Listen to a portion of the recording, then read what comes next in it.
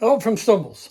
So I'm not going to turn this into some 3D print channel or anything like that, but recently I've gotten into 3D printing, made some really useful things for the camper, for duck hunting, the kitchen, bathrooms, you name it. Just a fun little hobby. But I've run into a little issue that I don't know if anybody else is running into, and that is my workstation's become a mess. So as you can see, my workstation has become a mess and just full of clutter with different tools and oils and grease that I use for the machine, my Allen wrenches, screwdrivers, tape measure, just different things I use. And I need a better place to organize them so it doesn't just become an area of clutter. So I went and picked up one of these little, it's less than $20, US General mini toolboxes. So I'm going to open it up, get it out of the box, and show you how I am going to organize my 3D workstation. Okay, so here's problem number one. Problem number one is I didn't buy more of these. I only bought one.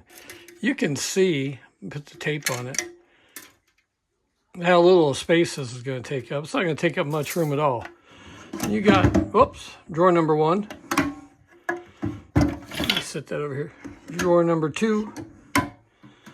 And the top.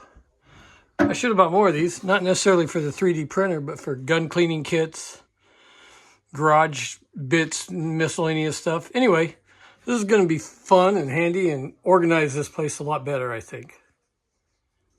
All right, there you have it. Much easier. Let me show you how I got it. On the top, got all my grease and oils for when I do my maintenance. Extra parts throughout, some extra screws, nice and organized so I know where they're at when I need them, if I need them. Coming down to drawer number two, got my typical maintenance parts, got my Allen wrenches for disassembly and assembly, the nozzle cleaning tip, my grease and oiler tool that I made, and the scraper. All right there, easy to get to, not laying all over the place. And then in this drawer, I got all the other garage type tools that I've used.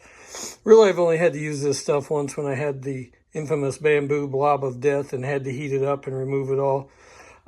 But I do use the other stuff, wire cutters and stuff, to cut the filament and stuff occasionally. But anyway, that is a lot more organized, and now less clutter will hopefully attract less clutter.